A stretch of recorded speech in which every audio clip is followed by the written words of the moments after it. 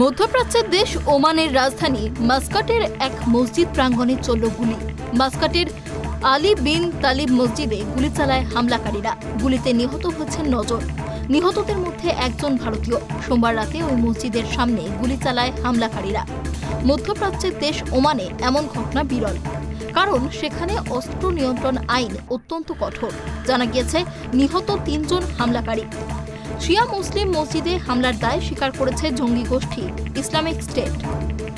16 জুলাই এক বিবৃতিতে হামলার দায় স্বীকার করেছে এই জঙ্গি গোষ্ঠী। ইসলামিক স্টেট মঙ্গলবার গভীর রাতে একটি বিবৃতিতে বলেছে, তাদের 3 হামলাকারী সোমবার সন্ধ্যায় মসজিদে উপাসকদের ওপর গুলি চালায়। মঙ্গলবার সকাল পর্যন্ত ওমানি নিরাপত্তা বাহিনীর সঙ্গে গুলির লড়াই জারি ছিল। আইএস তার টেলিগ্রাম সাইটে হামলার একটি ভিডিও প্রকাশ করেছে। সামাজিক যোগাযোগ মাধ্যমে শেয়ার করা ও রয়টার্সের আরও একটি ভিডিওতে মানুষদের মসজিদের সামনে আতঙ্কে ছোটাছুটি করতে দেখা যায়।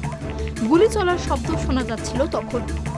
সোশ্যাল মিডিয়া ওমানে ভারতীয় দূতাবাসের তরফে হামলার ঘটনার এক ভারতীয় নাগরিকের মৃত্যুর খবর নিশ্চিত করা হয়েছে।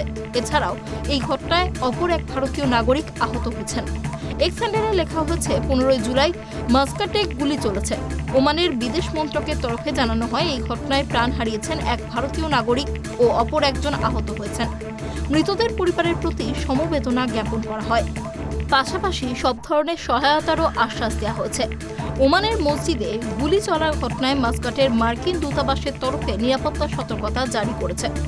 দূতাবাসের এক্স হ্যান্ডেলে লেখা হয়েছে, মার্কিন নাগরিকদের সতর্ক থাকা উচিত। স্থানীয় সংবাদদের ওপর নজর রাখতে হবে। স্থানীয় কর্তৃপক্ষের নির্দেশনা মেনে চলুন। গুলিতে নিহতদের মধ্যে রয়েছেন 4 পাকিস্তানি নাগরিক ও 1 পুলিশ কর্মীও। কর্তৃপক্ষ জানিয়েছে, গুলি চলার ঘটনায় নিরাপত্তা কর্মী সহ অন্যান্য দেশের 28 জন নাগরিক জখম হয়েছেন। সোমবার রাতে সুন্নি অধ্যুষিত ওমানের একটি শিয়া মসজিদে হামলা চালায় কয়েকজন বন্দুকবাজ। শিয়া মসজিদে ওই হামলার ঘটনায় মোট 9 জনের মৃত্যুর খবর মিলেছে এখনো পর্যন্ত। আহত হয়েছেন একাধিক। পুলিশের পাল্টা গুলিতে নিকেশ হয় হামলাকারীরা। শিয়া মুসলিমরা আশুরা পালন করছিলেন। Bureau report, tribe TV Bangla.